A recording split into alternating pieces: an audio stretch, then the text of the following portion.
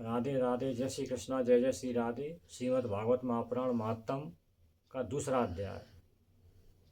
एक दिन सभी रानियां उदास बैठी हुई थी। भगवान चली गई थी, लेकिन कालिंद्री जी, यमुना जी बहुत मस्त बैठी हुई थी। उनको कोई तनाव नहीं था, वो तो बड़ी आराम से प्रसन्नचित्त मुद्रा में बैठी हुई थी।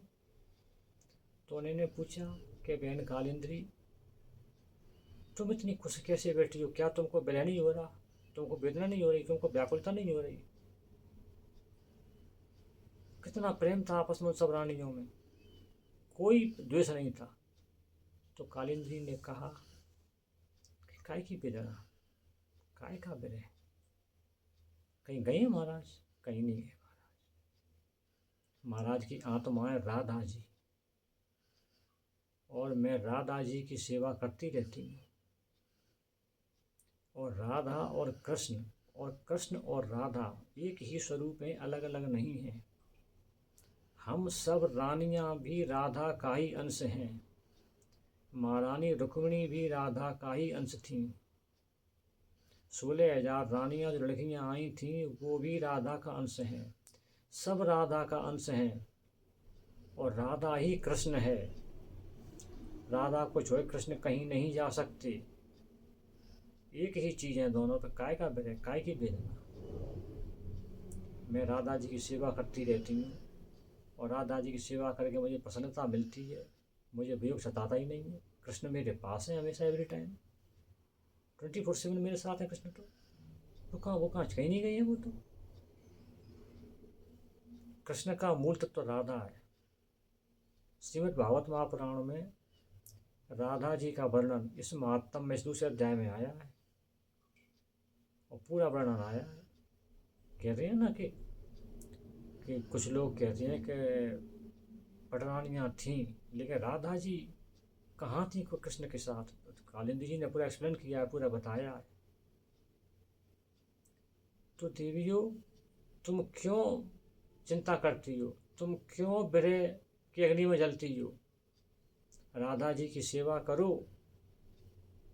राधा की चरण वंदना करो, तो भगवान कृष्ण हमेशा तुम्हारे पास हैं, तुमसे दूर कभी जा ही नहीं सकते। इसलिए मुझे विरह नहीं होता है, मुझे वेदना नहीं होती है। यह पूरा ब्रजमंडल जो है, इस ब्रजमंडल के का मूल तत्व राधा है। तो वो सब रानियां बोली कि ठीक है, लेकिन ये कहते हैं कि जब तक उद्धव जी नहीं मिलेंगे हमको, तब तक हमको राधा जी की प्राप्ति कैसे होगी, भगवान कृष्ण की प्राप्ति कैसे होगी? तो कालिंदी जी ने कहा कि ठीक है, उद्धव जी भी मिल जाएंगे, उद्धव जी भी यहीं हैं। वैसे उद्धव जी से कहा था भगवान कृष्ण ने जाते समय कि तुम बद्रीनाथ धाम में जाइए, वहाँ रहिए, वहाँ लोगों को उपदेश दीजिए। लेकिन वहाँ के अलावा उद्धव जी गोवर्धन पर्वत की तलहटी में निवास करते हैं, लता पत्ता बन के।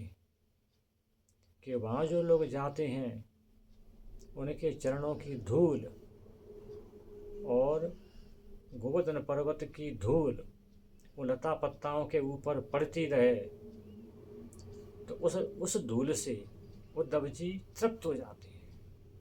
उनको वो चरण धूली चाहिए। इसलिए उद्धव जी गोवर्धन पर्वत की तलहटी में निवास करते हैं। अपन सब कुसुम सरोवर पर चलते हैं, और कुसुम सरोवर पर चल के भजन करते हैं, कीर्तन करते हैं, राधा राधा नाम जपते हैं, राधे कृष्ण जपेंगे। वहाँ उद्धव जी अपने आप प्रकट हो जाएंगे, अपने आप आ जाएंगे।